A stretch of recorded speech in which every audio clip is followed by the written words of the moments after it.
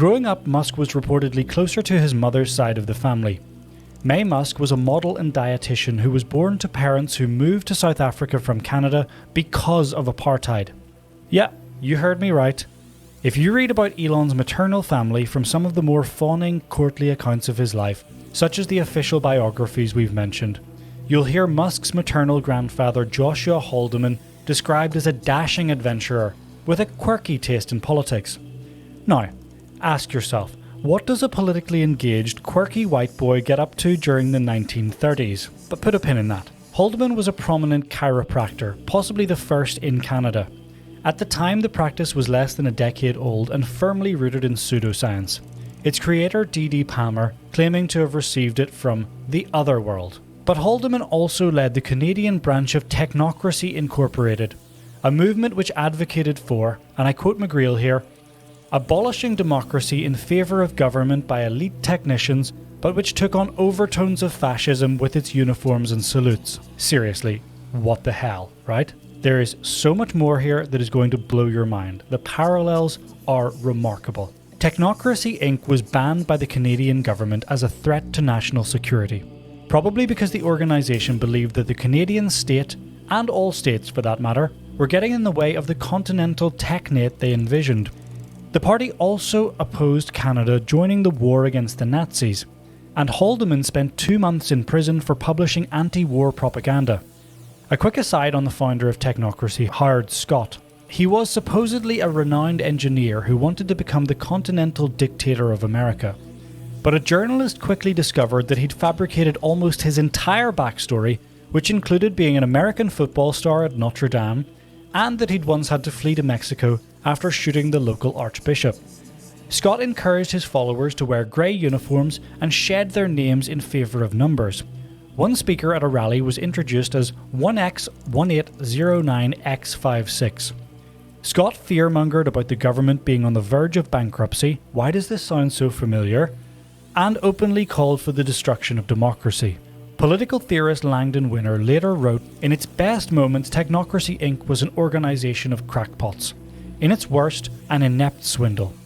After the war, Haldeman became national chairman of the Social Credit Party, which peddled the anti-Semitic Protocols of the Elders of Zion conspiracy theory, arguably the most consequential in modern history. Its founder argued for similar policies to Technocracy and was also an engineer who'd concocted his personal history. What's more, he was a virulent anti-Semite who in perfect truther fashion believed that Nazi Germany was, quote-unquote, an instrument of Jewish power and that Hitler was a secret Rothschild. Needless to say, social credit's theories were nonsense, but they began to catch on in rural Canada thanks partly to a charismatic Baptist radio preacher called Bible Bill Aberhart. Fluffier accounts will tell you that Haldeman simply yearned for adventure.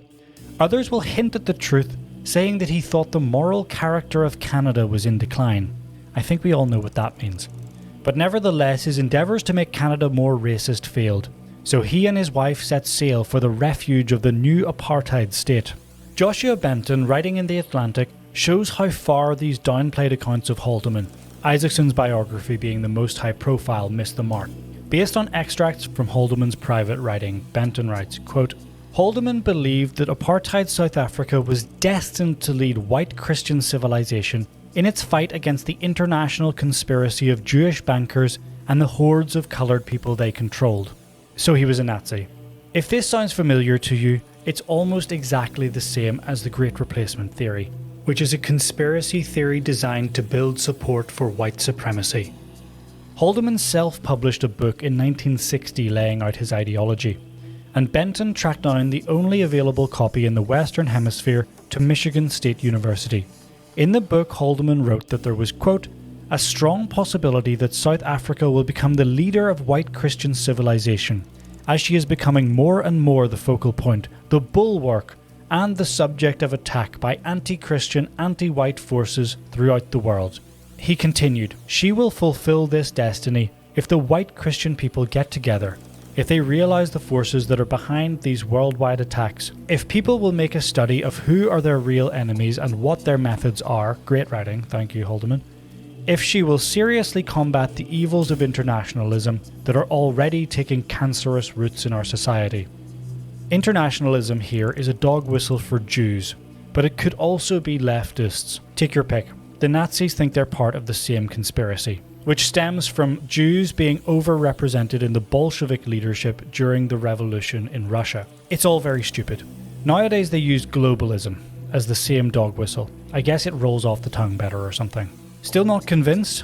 Okay. In a series of letters to the editor of a local paper in Canada denying accusations that Social Credit had an authoritarian anti-Semitic ideology that was similar to Adolf Hitler's, Haldeman couldn't help but tell on himself. Haldeman claimed that Hitler had been installed by money, but he allowed that not all of it was Jewish. He said that the Jews had invented anti-Semitism to get sympathy. This is after the Holocaust. And that even though the protocols may be a forgery, the ideas contained in them were really true, claiming that the plan was unfolding for anyone to observe. So, yeah, great job publicly rebutting those accusations of anti-Semitism. I have no notes. Historian Janine Stingle said Haldeman was all about dog whistles. He would never publicly say Jew, but he'd say everything short of it.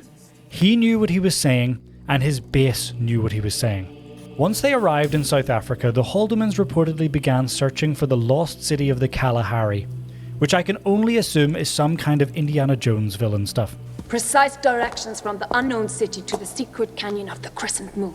A decade of aerial exploration did not turn up any mythical ruins, but it did make him a minor celebrity. Elon never got to know his grandfather, who died in a plane crash when he was 3, but the young boy was very close to his grandmother Winifred, or Win, who shared her husband's views.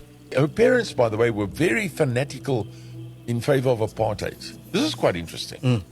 That's Elon's father, Errol, speaking on Podcast and Chill. Her parents came to South Africa from Canada because they sympathised with the Afrikaner government. They used to support Hitler and all that sort of stuff. But they didn't know, obviously, I don't think they knew what the Nazis were doing. But they in Canada, they were in the German party in Canada, and they sympathised with the Germans.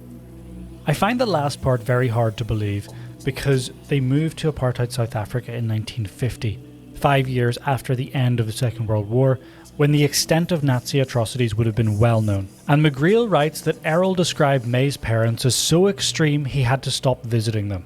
What Musk believed as a child is not the point. But given how closely his recent public actions and statements line up with Haldeman's beliefs, it's hard not to draw a connection to what he may have absorbed as a child.